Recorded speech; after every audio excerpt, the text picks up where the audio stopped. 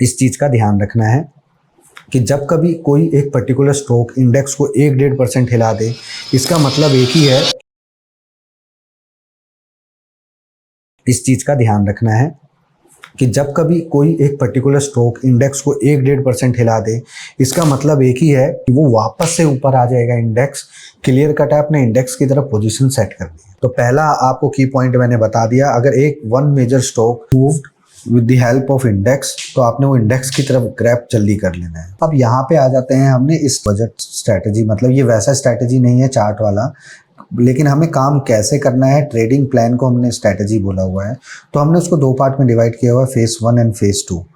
Phase 1 में हमारा rule है 10 बजे तक हम कुछ नहीं करना, कुछ स्पेसिफिक वॉच लिस्ट को हमें ऐड करके रखना है, जैसे SBI, LIC, Tata power, UPL, Chambal fertiliser, Exide, Amara Raja, Page industry, Dixon, Escorts, M&M, Bajaj finance, Bajaj Finserv, CAMS और आपका BSC। तो ऐसे स्टॉक्स जहाँ पे मोमेंटम कभी भी हो सकता है, जैसे रेलवे स्टॉक्स में IRFC, टीटागढ़, तो ये पहले से ही आप लोगों ने प्लान में शामिल रखना है ये सारी चीज़ें, ताकि एकदम से न्यूज़ आए फिर तो आपको टीवी के बिना आपको काम नहीं करना। जैसे ही न्यूज़ नीचे ब्रेकिंग न्यूज़ आए, टेक्सटाइल के बारे में बोल रहा है, टेक्सटाइल में कौन सा स्टॉक है, कॉटन में कौन सा स्टॉक है, तुरंत पकड़ कर लेकर आओ। तो ये आपको नॉलेज होनी चाहिए। जैसे टेक्सटाइल की बात करें तो सीधा आदित्य बिरला फैशन जैसे स्टॉक, सेंचुरी टेक्सटाइल जैसे स्टॉक, आपको ऐसे स्टॉक्स की तरफ नज़र रखनी चाहिए, राइट। तो ये थोड़ा एक्सपीरियंस मेरा इसमें ज़्यादा है, क्योंकि मैं अपने आंखों से पहले 4-5 बजट देखा हूँ, उसके बाद में तरीके से 8 बजट पे मैंने काम किया हुआ है। तो फेज 1 में क्या काम करते हैं, टाइमिंग एंड न्यूज़ मैटर करता है बजट वाले दिन में।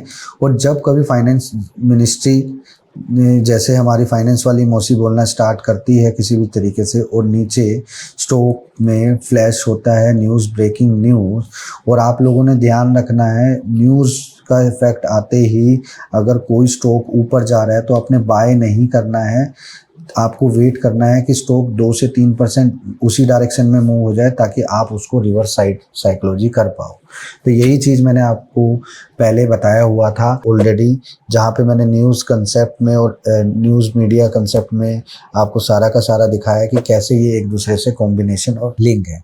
तो यहाँ पे मेरा कुछ पर्सनल एक्सपीरियंस है, कुछ स्पेसिफिक स्टॉक्स कुछ स्पेसिफिक टाइम पे काम करते हैं। जैसे ITC 10:45 पर अगर बिटवीन है day high and day low, तो आपने ध्यान रखना है, अगर डे लो पर है तो आपने क्या करना है, आपने 2% का एसएल रखना है और पोजीशन को सेट कर देना है। आपने तब तक पोजीशन को एग्जिट नहीं करना है जब तक स्टॉक 6 से 8% ना गिर जाए। अगर 8% गिर जाता है तो उसके बाद करना क्या है, उसके बाद आपने बाइंग का स्टार्ट करना है और 45 मिनट्स तक आपने पोजीशंस को मैक्सिमम होल्ड करना है। तो वो जो नीचे गिरा होगा वो अचानक से उठ जाएगा। सबको पता है गवर्नमेंट टबाको को लेके कुछ ज़्यादा वो करेगी नहीं, तो उस चीज़ को वो नेगेटिव में ले जाते हैं। There is one special rate which is only for sin and super luxury goods. That special rate of 40% has also been proposed and it's cleared. That will apply only to pan masala, cigarettes, gutka, and other tobacco products such as chewing tobacco, products like zarda, unmanufactured tobacco, and BD. लेकिन वो as expected है। मैंने बताया था आप लोगों का acceptation क्या है, तो लोगों यार ये तो हमेशा ही होता है, तो इस वजह से वो स्टॉक वापस से ऊपर आ जाता है। तो यहाँ पे दूसरा स्टॉक है हमारा पेज इंडस्ट्री, जो कि 12:45 पे हम लोगों का स्टार्ट होता है। Only short position when stock is near high और डे हाई, यानी नियर हाई मतलब लाइफ टाइम हाई की तरफ हो या डे हाई की तरफ हो, you have to take maximum 2 to 4% move in the stock. आपने उसको शॉर्ट साइड की तरफ बनाना है, वही 1.5% का स्टॉप लॉस रख के, ये आपने ध्यान रखना है, प्रोटेक्शन हमेशा सेट करके रखना है। अब यहाँ पे तीसरा क्या जाते हैं हम, टाटा पावर। टाटा पावर में भी उसी तरीके से है, अगर स्टॉक डे हाई पर है और मिडल में है, if stock move upside and make high before the time, then we will make the short positions. हम लोग उसमें शॉर्ट पोजीशन बनाएंगे, hold the position till next 6 to 8% की मूव तक, और उसके बाद वही सेम तरीका 6 से 8% होने के बाद हम लोग रिवर्स साइकोलॉजी का इस्तेमाल करेंगे। ठीक है, सेम तरीका एक्साइड में भी है, हाई पे हो या मिडिल में हो, आप लोगों ने पोजीशन को सेट करना है। सेम तरीका 3 से 5% गिरेगा और उसके बाद पोजीशन को सेट करना है। एक्साइड और अमर राजा दोनों में इसी तरीके से काम होता है। तो ये चीज़ आपने भली बातें अच्छे से समझ ली होगी। यहाँ पे 12:45 पे एक और नया सेक्टर है जो कि है फर्टिलाइजर्स और केमिकल वाला। तो यहाँ पे Chambal fertilizer and UPL and Aarti industry, ये तीनों एक ही तरीके से काम करेंगे। Short only when stock at day लो।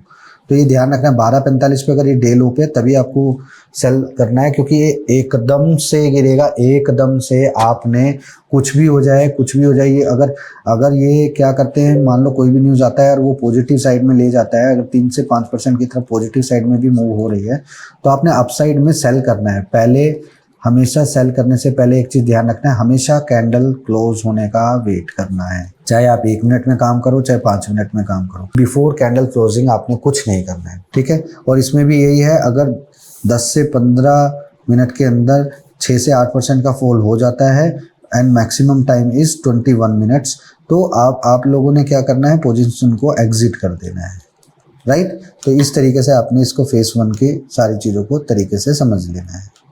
अब आ जाते हैं हम फेज़ 2 पे, जहाँ पे फेज़ 2 स्टार्ट होता है हमारा 2:45 से 2:50 के बीच में। तो यहाँ पे वही सेम सिनेरियो, एसबीआई की तरफ अगर स्टॉक मूव होता है तो it will effect Nifty in both direction, upside और डाउन साइड। क्योंकि एसबीआई नीचे जाएगा तो बैंक निफ्टी को नीचे लेकर आएगा और ऊपर जाएगा तो ऊपर की साइड लेकर जाएगा। बट इसमें क्या करना है, if stock falls 2 to 3% within 9 to 12 minutes, then we will make a short position in next 3 minute to 5 minute and hold position till 3 to 5% के डाउनफॉल की तरफ हम लोग करना है।